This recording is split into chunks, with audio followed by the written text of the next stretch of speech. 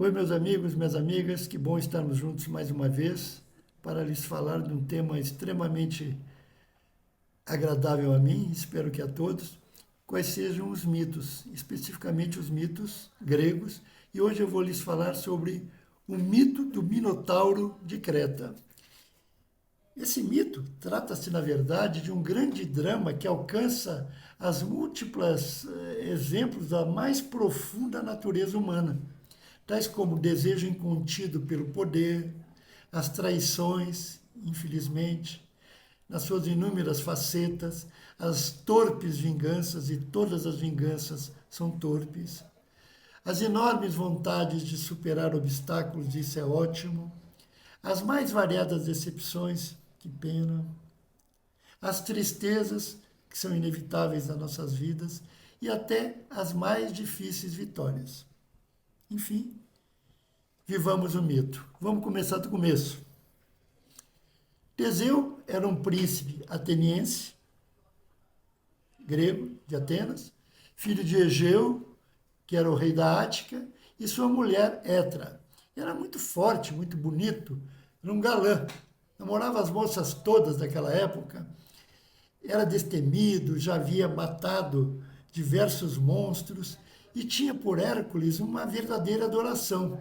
E Teseu era um ídolo nacional. Na Grécia, ele tomava café na padaria sem pagar. Era um cara ótimo. Além disso, era muito namorador e tinha inúmeras moças com as quais ela já havia se relacionado. Certa feita, num tributo que Atenas pagava de 7 em 7 anos para Creta, Teseu fazia parte dessa comitiva. Ele e mais 11 moços e 12 moças, ou seja, total de 24 jovens, 12 rapazes e 12 moças, que iriam até Creta para serem devoradas pelo Minotauro.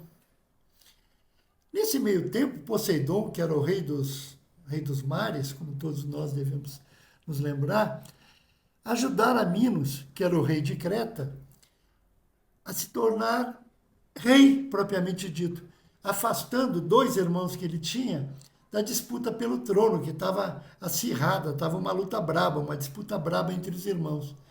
E aí, Poseidon ajudou e deu-lhe um touro branco belíssimo, enorme, fortão, um enorme de um touro, para ser sacrificado em sua homenagem a Poseidon, quando de sua coroação. Ou seja, o Minos ia ser coroado rei, e o Poseidon deu um touro a ele, branco, bonito, lindo, divino e maravilhoso, para que fosse sacrificado quando da sua coroação. Minos, contudo, alcançado por uma cobiça danada, substituiu o touro por um outro. Pegou o touro branco que o Poseidon tinha dado, deixou de lado e botou outro touro na parada. Bom, Poseidon ficou extremamente enraivecido com a fraude e se vinga de uma forma duríssima de Minos, fazendo com que, olhem só, percebam por favor, fazendo com que a sua mulher, a sua esposa, a Pásifai, se apaixonasse pelo touro branco que Minos havia substituído. Imagine, fazer a mulher se apaixonar por um touro. Mas bom, Pacífae, então pede a Dédalo, o pai de Ícaro, o filho, hábeis na marcenaria, que construíssem uma vaca de madeira, a mais semelhante possível. E ela, a Pacífae, se escondeu dentro do touro e com ele manteve relações.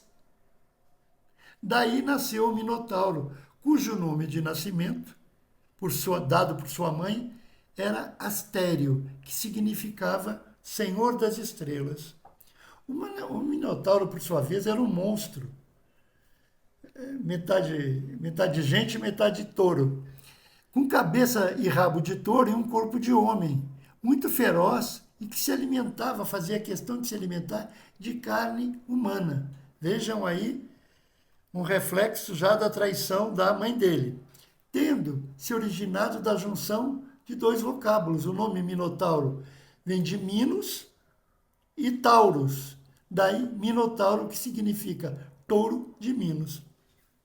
Então, lembrem, por favor, que Minos era que seria o pai dele, o rei de Creta. Bom, surge então Teseu, novamente nessa história aí. Tendo conhecido Ariadne, que era a filha de Minos, por ela se apaixona. Olhem o rosto já começado aí. Ela igualmente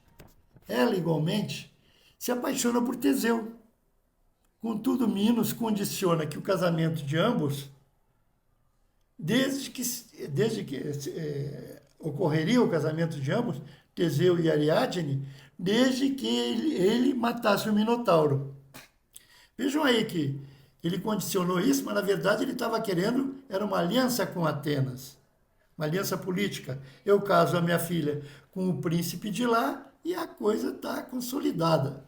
Bom, Ariadne, sabendo do perigo que Teseu se defrontaria, entrar lá no labirinto que tinha sido criado pelo próprio Minos, deu-lhe uma espada que é um símbolo de poder, um símbolo de ataque, um símbolo de perseverança nos meus desejos, e um novelo de lã, que ele ia desenrolando até encontrar o Minotauro. Matava o Minotauro e, seguindo o novelo de lã que ele tinha desenrolado desde o início, da entrada no labirinto, estaria resolvida a parada.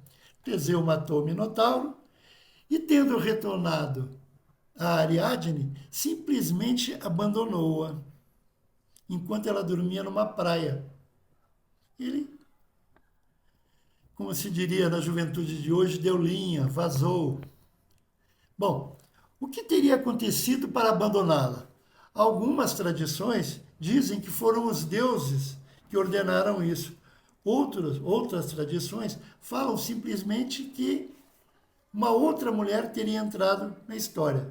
Mas a tradição não diz quem teria sido essa mulher. Reflitamos, pois. O que seria esse labirinto no aspecto de uma nossa interiorização, de uma nossa busca interior no mais fundo da nossa alma? Poderia ser tudo o que nos cerca, nesse mundo de cada vez maiores tecnologias, das dificuldades que nós temos em assimilá-las. Eu sou um exemplo típico, sou ruim pra caramba em tecnologia. E até mesmo para adquiri-las, porque elas custam caro. Das moralidades cada vez mais fugidias, de uma ética que se esvai pelas liberalidades, digamos assim, pelo desacreditar de Deus, ou de um Deus, como queiram, pelas iniquidades que surgem a cada momento, no suscitar dessas guerras malditas que estão por aí afora, nas mortes que simplesmente vêm pelo desejo de matar. Enfim, será esse o labirinto das nossas vidas? Reflitamos, eu lhes pedi. Por outro lado, da qual simplesmente Teseu estava possuído ao lutar contra o Minotauro, que seria esse desejo incontido dele? Não, eu vou lá e mato esse Minotauro para ser mais herói ainda. Ele já era herói. De uma coragem imensa, de uma vontade de sucumbir à morte que deliberadamente viria, ou terá sido uma maneira de libertar, olha o jogo político aí, Atenas do jugo cretense, numa grande lance de natureza política, dúvidas e mais dúvidas. Ou seja, todas aquelas dúvidas que nos assaltam desde o primeiro acordar estão aí postas. O Minotauro representa o que nesse mito? Alguns dizem ser uma sombra que domina nos recônditos da nossa alma. Ora, uma nuvem sofredora, resultado de uma retaliação, de uma vindita, de uma vingança inominável. Quem saberá ao certo o que representa Minotauro? E Ariadne, a moça que foi abandonada, Que papel ela representaria ou representa nesse mito? Seria a ascensão do matriarcado, que naquele tempo, em Creta principalmente, haveria uma grande deificação às mulheres, às deusas. Tanto é que havia uma deusa da serpente lá, que estava em tudo que era casa. Tinha templos até em virtude disso, essa adoração. Ou a espada seria a coragem dada ao amado. Eu te dou a espada, te dou esse novelo de lã, e agora vem esse fio de novelo, de novo. Esse fio de novelo poderia ser o cordão umbilical da mãe a nutrir o filho diante dos perigos a enfrentar?